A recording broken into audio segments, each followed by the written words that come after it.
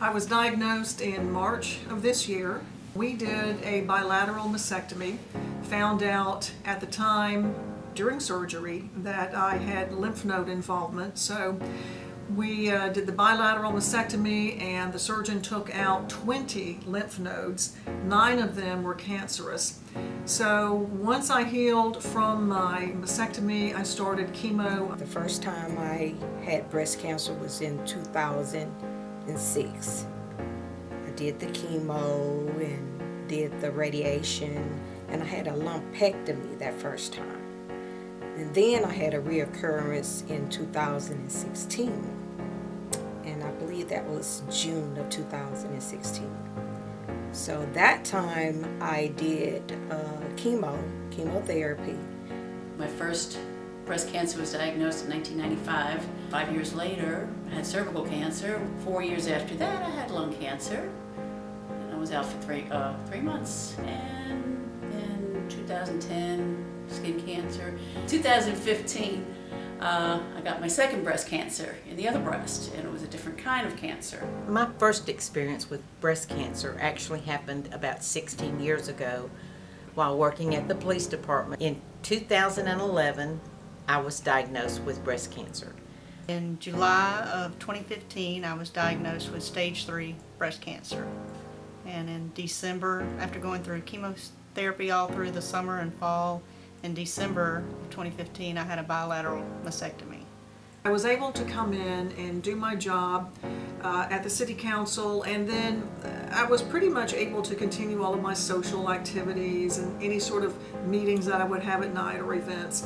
Once I changed onto the different drug regimen, I scheduled my treatments for Tuesday. By the following Tuesday, I was pretty much good to go to come to my meetings at the city council, but not necessarily to do much in the way of night meetings. All I knew that I was doing was presenting a proclamation for Breast Cancer Awareness Month. But before we were going to take the pictures after I presented the proclamation, my colleagues on the council gave me a surprise where the men took off their jackets. Even Bess Rich had gone in and put on a t-shirt, and they all had on these t-shirts. They turned around and it said Team Gina, hashtag Gina's on a journey. And that was not all of it. We were going to take some pictures up with all the council members. We had the people from MCI going up to take pictures, and suddenly LaVon starts reading a proclamation to me. So all of my council members took a turn reading parts of the proclamation to me about going through this breast cancer journey and having finished the chemo and ringing the bell. And it was just such a special day. We are a family here at the Mobile City Council, and I'm just really, really blessed to have them and call them friends. I was still coming to work and thankful for the support of the staff at the archives. You know, if I had any issues or anything, they were there for me. So after treatment, you know, maybe the next day, because I believe I had my treatments on Thursday. So if that Friday I didn't have the strength or whatever, I would stay home. And then I had the weekend to kind of recuperate. But at work, if I felt like any discomfort, they were right there to support me. It's been a roller coaster ride for the past 27 years.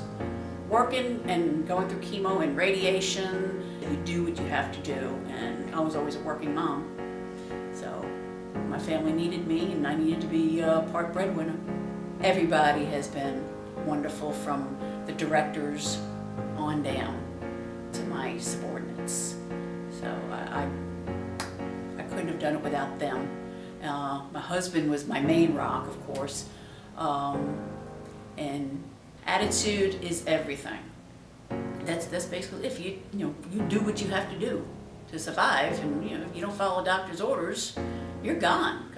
I think during that process, I received a lot of support from my coworkers. The first Friday in October, I came to work, and everybody was kind of milling around up around the front as I was, doing my morning routine, checking the mail, things like that.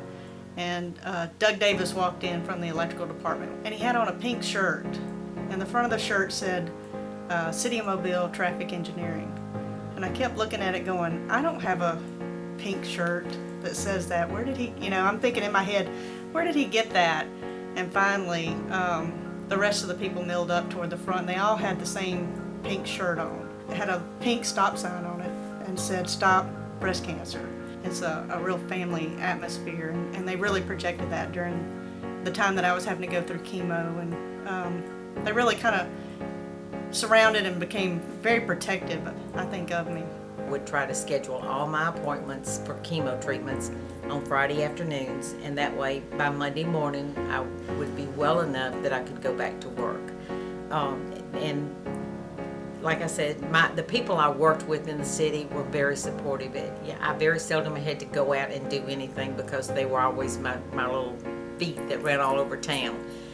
I am breast cancer free. I am 6 years out of being breast cancer free, and I continue to work every year raising money for breast cancer awareness. And I'll rise up, I'll rise like the day. I'll rise up, I'll rise unafraid. I'll rise up, and I do it 1,000 times again.